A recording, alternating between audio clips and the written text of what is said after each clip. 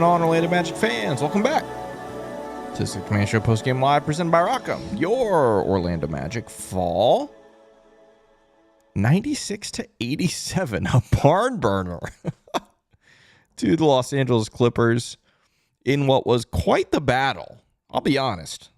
This was a tight game, very intense defensively for both teams. I came away very impressed with how the Clippers play defense, how they rebound the basketball.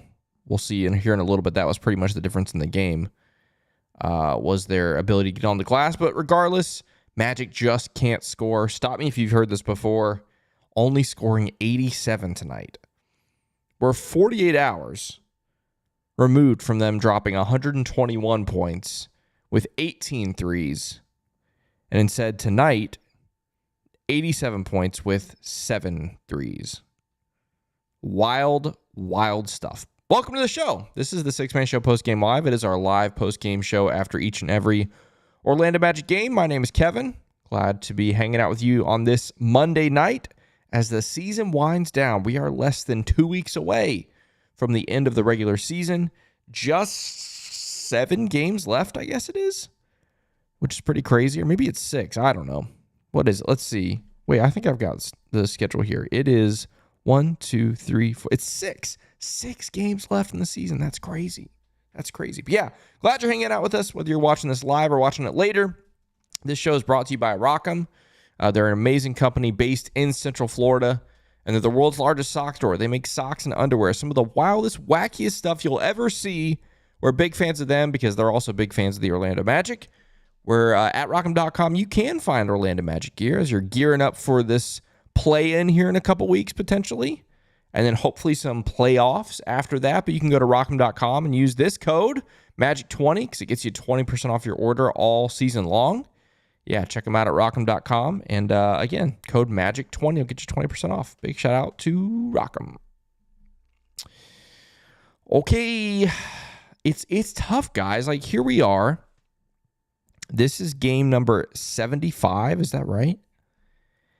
And how many times this season have we gotten on this show, whether it was myself or Jonathan or Matt or Sam, come on here after a game, do the post-game live and say, wow, our offense sucks. Wow, we couldn't score. Wow, we couldn't shoot. How many times have we done that this season? I'll give you a sneak peek, a hint. Many, many times. It gets old, but it's true. However, the asterisk I put by tonight is that is statistically the second best defense in the NBA. That's really, really good defense. When they're all healthy, when they're there, again, I was very impressed with how they played. Like, yeah, they've got some crybaby superstars over there, and that's one thing. But the fact that everybody is so bought in defensively, like those guys are scrambling nonstop. I was really impressed with them. And hey, the Magic only had 13 turnovers, right? So as good as the Clippers defense was, I thought the Magic as a team withstood those potential turnover opportunities pretty well, except for Paolo. Paolo was rough tonight. 6 turnovers for him.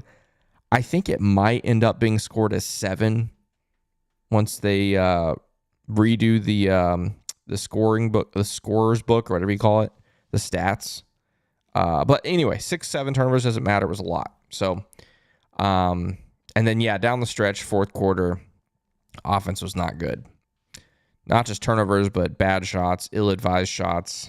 But again, a lot of that's credit to the Clippers defense. All right, we do have a super chat to start us off today. It's a $5 one, very generous one from Matthew Thomas, who says, Paolo and Franz are great players, but this team will never be a true contender with them. Their games don't mix at all. One of them needs to be traded. Those are some wild words, my friend.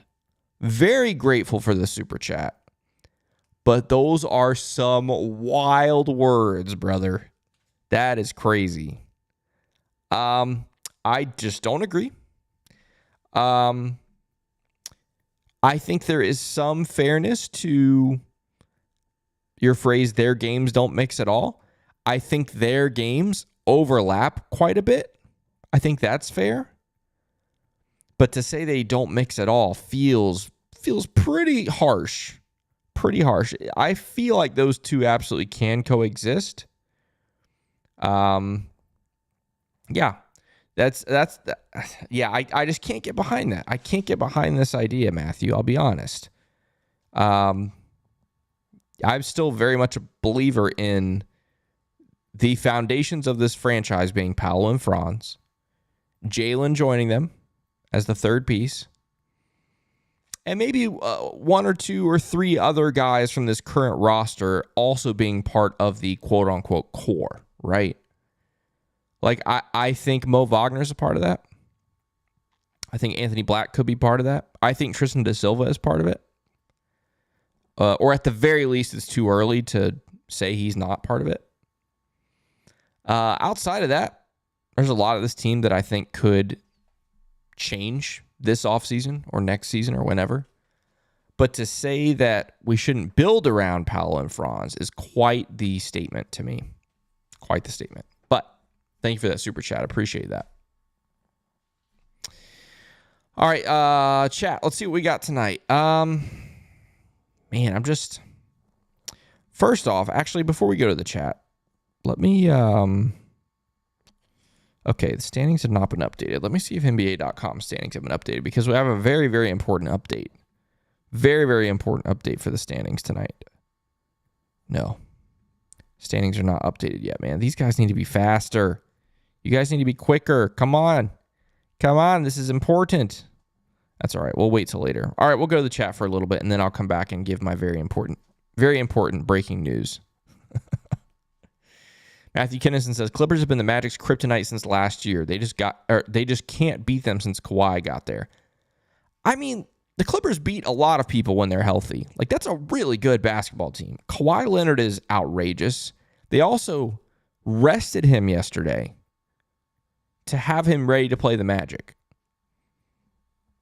I'm stretching the truth a little bit there, but he really did rest yesterday in their back-to-back, in the first game of their back-to-back, and he was fully rested and ready to go for tonight's game. And that's a really good team. That's a really well-constructed team too, right? James Harden, Kawhi Leonard. I haven't even mentioned Zubats yet. I mean, he was outrageous. He ended up with, I know he had 20 boards, 18 points, 20 rebounds, 5 assists. Wild stuff. It's a really good team. And I haven't even talked about Norman Powell. Norman Powell was great. Got Bogdanovich off the bench, who wasn't good tonight, honestly. But yeah, that starting five is legit, man. Really, really good. So they're kryptonite for a lot of people, a lot of teams. All right, let's see what else we got here. Matthew says, even with our extremely low bar, this was still one of our worst offensive performances. Definitely was. But again, I give them a fraction of a pass because of the defense that you were playing against, okay? That's a legitimate defense. We've had some really bad offensive performances against some really bad defenses. But you're right. I mean, at the end of the day, you shoot 39% from the field, 25.9% from three. It's not good enough. Not good enough. Let's see what else we got here. Yeah, Matthew says, yeah, you guys think it's the end of the world when our 22, 23-year-old all-star talents have bad games. Yeah. Yeah, I mean, it's interesting. Again, I'm just thinking back, like, the last couple weeks, I haven't heard a lot of the negativity that I'm seeing here about Paolo and Franz, right? We've been winning games. They've been playing well. No one's saying that they can't play together or whatever, but when they have a bad night up against this statistically the second best defense in the league, now all of a sudden we got to trade one? I don't know, man. Feels a bit harsh. I'm Jovi says, Dell stays getting screwed over with the most random foul calls. Sometimes he doesn't even use his hands and still gets called for a dumb foul. I agree. Wendell gets a tough whistle, and I think it messes with his psyche. You know, I think he gets frustrated, and rightfully so. I think that sometimes can mess with him. But Wendell has been playing much better of late, I will add. Basically, since the Magic have started to play well the last couple of weeks, Wendell's been a part of that too. I'm Jovi says that Solback meter is all the way down to 0 now. It's funny you should bring that up. I think I don't want to say we're not back. I'm going to put us in maybe. We were in maybe before, like last week we were in maybe. I'm going to keep us in maybe, okay? Because obviously the offense was bad, but the offense is always bad. It was bad last year, okay? We know the offense is bad. The defense tonight wasn't horrible. The rebounding was a problem, but the defense wasn't bad. You forced 16 turnovers for the Clippers. You held them to 43% from the field and 25% from three. They shot the same percentage as you from three. The defense wasn't bad tonight. If you get literally, again, we've said this a million times, if you get literally one other guy to play well offensively, you win this game. Or if Paolo turns the ball over 3 times instead of 6, you win this game. Or if Franz shoots the ball a little bit better, or Paolo shoots the ball a little bit better, you win this game. So I'm not going to say we're not back. We are definitely playing better basketball than we did in January and February. Undoubtedly. But we are definitely not sort of back. We're still maybe. We're maybe back. We'll see. Soul Train says, not shooting well for 3 like the Mavs game. Yeah. You make 5 threes on Thursday. You make 7 threes tonight. Not great. Not great. Icarus Wrath says, trash. This team is not a playoff team. Next season can't come fast enough. Correct. This is not a playoff team. This is a play-in team. Yeah, it's a big offseason. Big offseason, that's for sure. Things are going to have to change around Paolo and Franz and Jalen and Mo and AB and Tristan. Maybe some others, but the Sauce Zone says, wish Caleb got more looks tonight. Yeah, Caleb Houston just plays 16 minutes, gets 2 shots up. Only one of them was from 3. Now, part of it, again, they did a really good job on defending the 3-point line. Made life difficult. But yeah, only 1 3-point attempt tonight. Let's see what else we got here. Mo says, what's a rebound? Doesn't exist in Orlando. Sure, it exists in Orlando. It exists in Orlando for the opposition. Not for the Magic. Yeah. The Clippers with 11 offensive rebounds tonight to the Magic 6. They had 37 defensive rebounds to the Magic's 26. So you got out-rebounded in total by 20. 59-39 on the glass. That is outrageous. I know you missed more shots than them, right? Oh, wait, you missed 47. They missed 46. Okay, never mind. You only missed 1 more shot than them. No excuses. None. No excuses. That's bad. Daniel Cap says, I thought KCP was all we needed. No? Well, a lot of people thought that. A lot of people thought KCP was going to help elevate this team to the next level. Did not happen. Kevin says KCP should be getting at least 6 to 7 3-point attempts per game. I don't even care if he misses them. 100% agree. 100%. A lot of Magic fans have been saying that since November, and yet it still has not happened. Lucas says, why does KCP make the 3 that doesn't matter at the end? I know, man. I feel like it's happened a few times this year. Wild. Kevin Anton says, fun fact, I helped with the design and construction of the Intuit Dome retail stores. Very cool. Very cool. Shout out another Kevin for doing cool things. Love that.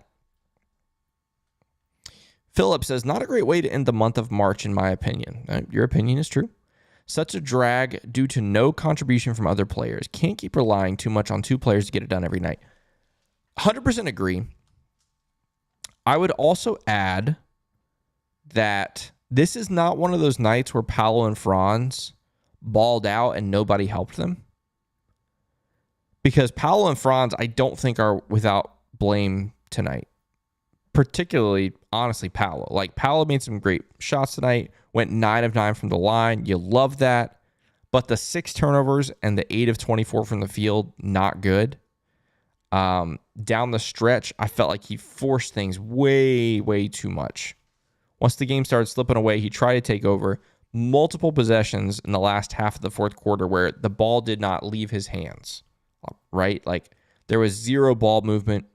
He just tried to put the team on his back, which in one vein is respectable, right? You're the leader of this team. You're the best player on the team. Do that. But there's also a line, right? Like if you see how the defense is treating you and reacting to you, you've got to be able to pivot and make a different play. And unfortunately, multiple times tonight, Paolo tried to force it, and it didn't work out. Did not work out. But yes, you're right. Franz and Paolo definitely still needed help. Major Everett says, what Matthew said is like Tatum and Brown don't work together. Heard it a long time. Heard it for years and years and years. And now look at them. Boston's still, if you ask me, the team to beat in the National Basketball Association. I don't care what's happened in the West. I don't care that the Cavs are the best record in the East. Come playoff time, when fully healthy, give me the Celtics over anybody. That team is built for the postseason, and it's because of Jason Tatum and Jaylen Brown. And obviously the rest of the cast is elite, but it starts with those two guys. But yes, for years we were told those two don't work together. They can't work together. They can't play together. They can't win together. And look at them now. Jason Slam 2K says, I see double team on Paolo and some possession. Nobody is moving, which forces Paolo to turn the ball over. That's also true. A lot of times it feels like guys are just standing around, which is very disappointing. Very disappointing. Jack says, Clippers really just defended us really well. We only took 23s and half of them were from Paolo and Franz. Yeah, you're right. 13 triples. Or at least attempted for Franz and Paolo, 8 for Paolo, 7 for Franz. So the rest of the team only puts up 14. And the other guys shot the ball well. KCP was 3 of 3. Corey Joseph was 2 of 3. Wendell was 0 of 3. Anthony Black 0 of 2. Caleb Owen 1 of 1, I should say. So, but yeah, it was Paolo and Franz really struggling. Vic Rod says, so you think these two upcoming games against the Hawks are must-wins? Oh, yeah, the Hawks games are must-wins. The Wizards game on Thursday is actually a serious must-win, which is very interesting. But because of how the tiebreakers work out within division, you have to win that game Thursday against the Wizards. Honestly, you probably need to win tomorrow against the Spurs. Spoiler alert, by the way, Magic play tomorrow in San Antonio, back-to-back. But yeah, that Thursday game against Washington, which it sounds strange because that's the worst team in the East, but the Magic have to win that game because the Wizards are in our division. If you want to hold the edge over the Hawks, you need to get division wins, and that's the last division game that the Magic play, except obviously for those two Hawks games. The Only Hero says the Magic just don't have the offense to keep up with the top defensive teams in the league. It's sad, but it's our reality. Yep. 100% agree. 100% agree. All right, let's take a look at the box score. Won't take a ton of time on this one tonight. Obviously, like I said, we'll be back in 24 hours, so we'll breeze through this one. Franz, 21 points, 8 of 19 from the field, 1 of 7 from 3. If you take away his threes, he shoots 7 of 12 from the field, so that's not bad, but the 1 of 7 from 3 is really what killed you. Paolo and Franz don't miss at the line tonight. They combine for 13 of 13, which is great. 5 boards, 6 assists for Franz, 2 steals and 2 turnovers. Paolo with 26, but on 8 of 24 from the field, not great. Same thing, 1 of 8 from 3 for him. You take away the threes, he goes 7 of 16 from 2. Not great, not bad though. Obviously, 9 of 9 from the line is great. 6 boards, 4 assists, but the 6 turnovers is really the story tonight. Clippers just really made life difficult for him. Wendell with 9 points. Only 1 offensive rebound for him. Hard to look at that on a night like tonight and not come up here and look at Zubac's 9 offensive rebounds. Sheesh. KCP does not miss from the field tonight. Goes 3 of 3 from 3. 11 points for him, 32 minutes. Again, we've said it many times. It was already mentioned in the chat today. He's got to take more than 3 threes. Just has to. Corey Joseph, I thought he was very good. Had a couple bad turnovers, but I thought he was good tonight. 10 points for him, 5 boards, 3 assists, 2 of 3 from 3. Gary Harris got his nice little 8.5-minute cardio run in there. Didn't do anything. Anthony Black, not his best night tonight. 8 points for him, 3 of 10 from the field. Caleb Houston, we'd already talked about. Goga with 13 minutes. Jonathan Isaac plays less than 10. And Tristan only gets 3.5 minutes of burn tonight. Interesting stuff. First night of a back-to-back. How much does that play into this? I don't know. Franz plays almost 40 minutes tonight. Paolo with 36.5. It's going to be interesting to see how those guys handle tomorrow, which we'll talk about in just a moment. As far as the team stats for this game, the Magic win the first quarter and lose the last 3. 42 points in the paint to the Clippers 50. 15 fast break points. Wow, both teams each have 10 bench points. That's ludicrous. That's so bad. 10 bench points. The Clippers bench, not super surprised. I mean, maybe a little bit. Bogdanovich should score a little more than he did tonight. But the rest of their bench, they don't have a very good bench, which has the potential to be their downfall in the postseason. While their starting 5 is very good, their bench is not. The Magic's bench, however, should be doing better than 10 points. I know we're missing guys, but even the guys that we have, you'd really like to see them have more than 10. And then turnovers, we talked about 16 for the Clippers. Shout out to the Magic for forcing those. 14 for the Magic. Look at this. 15 lead changes and 6 ties. This was a back and forth game. Highly entertaining. Not beautiful, not pretty, but I did think it was entertaining. I am a guy that likes defense. So I did think it was entertaining. Actually, let's go back to that. Let's look at we'll just go ahead and knock out the scores and the standings. We'll hit the chat one more time, and then we'll call it a night. Final scores tonight. Heat beat the Wizards by 26. The Pacers, man, the Kings choking tonight in Indianapolis. Pacers come back to win 111-109. The Hornets beat the Jazz, but in reality, the Jazz win. If you know, you know. Mavericks currently lead the Nets at the half. The Thunder are up 38 on the streaking hot Chicago Bulls. Wow. That's a good one for the Magic situation. Chicago and Miami hot on the tails of both the Magic and the Hawks. Heat get the win tonight. Bulls well on their way to a loss, barring a miraculous fourth quarter comeback, the likes of which we've never seen before. And the Celtics are going to beat the Grizzlies. And, of course, the Clippers did, in fact, beat your Orlando Magic. Let's refresh these standings and see if they're updated. They are. Okay. Here's what we're working with on this end of March 31st. The Magic, with this loss, now trail the Atlanta Hawks by 1 full game. Not great. They lead the Miami. Does this include? Okay, it does include tonight's game. They lead the Miami Heat now by only 1.5 games.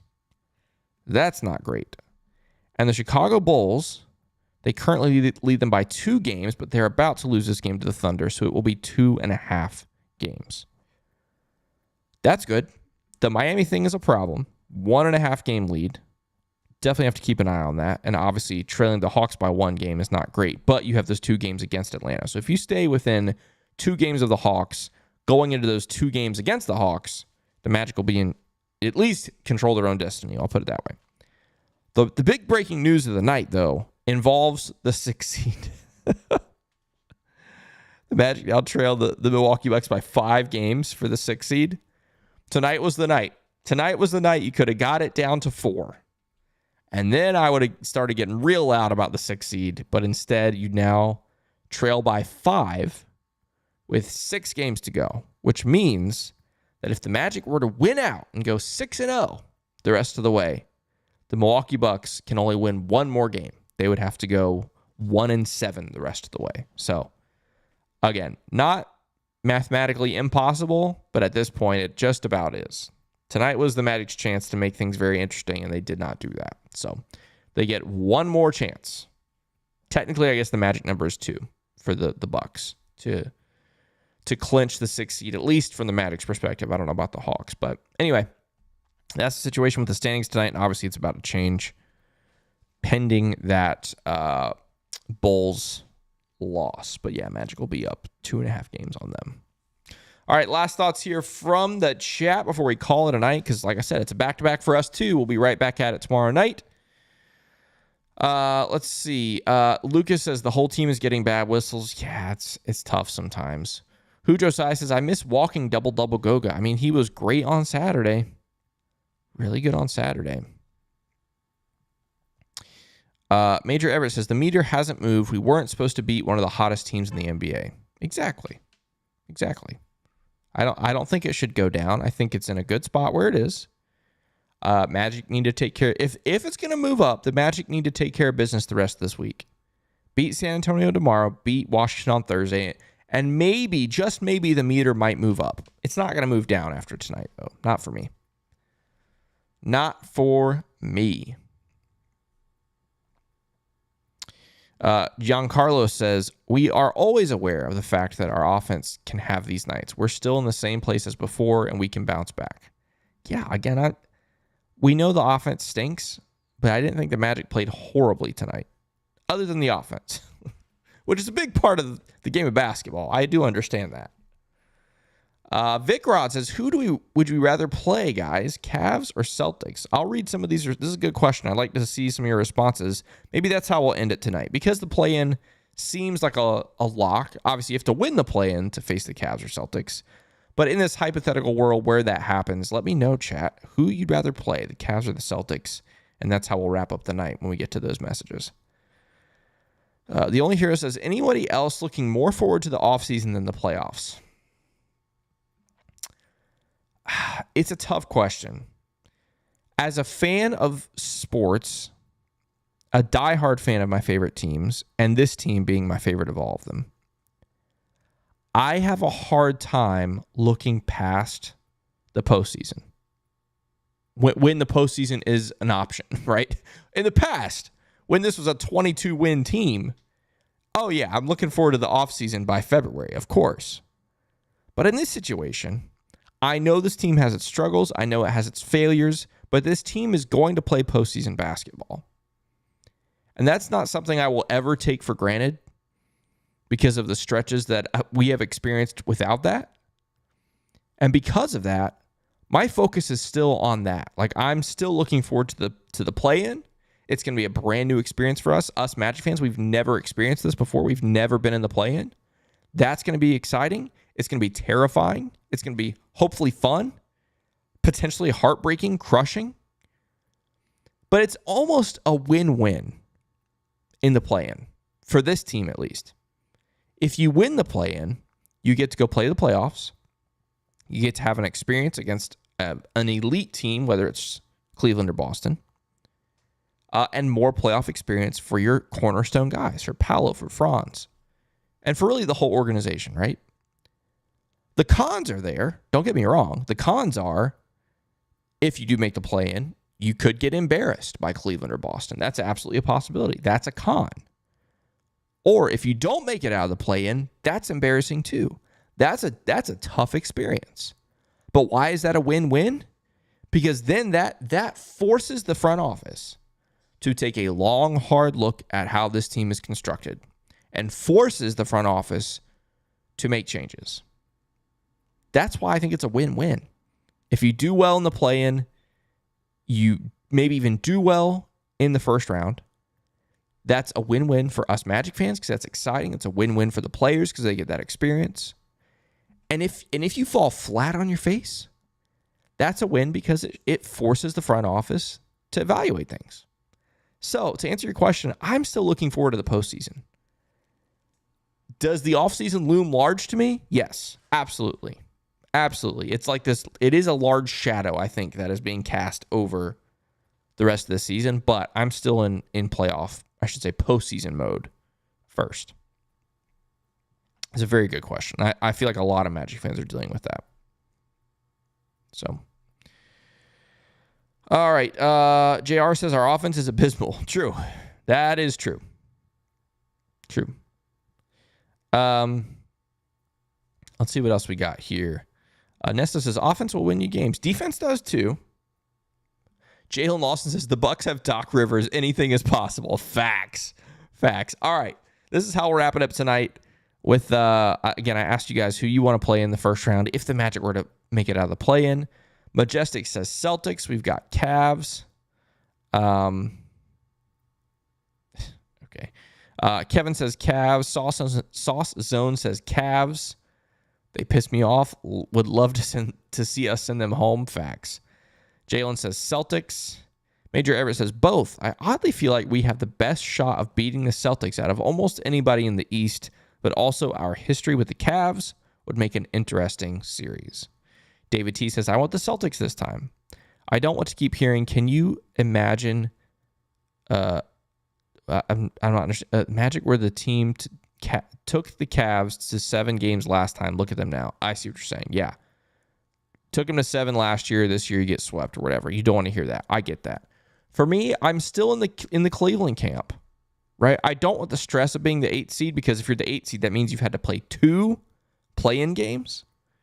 You play Tuesday, and then you play Friday, and then you have to turn right around and play in Cleveland on Sunday.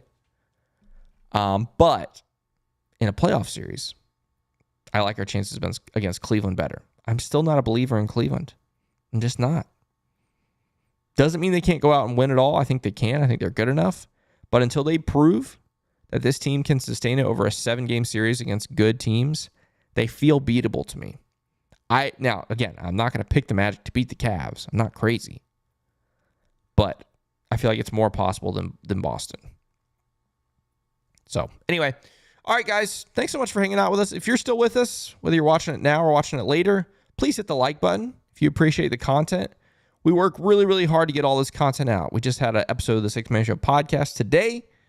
We got a live show right now. We've got another live show tomorrow, another episode of the 6 Man Show on Thursday. All this stuff, all because we love this team and we love this community. And if you appreciate it, please hit the like button. If you're new around here, definitely subscribe as well. Like I said, guys, just a couple weeks left in the season. 13 days, honestly, left in the regular season.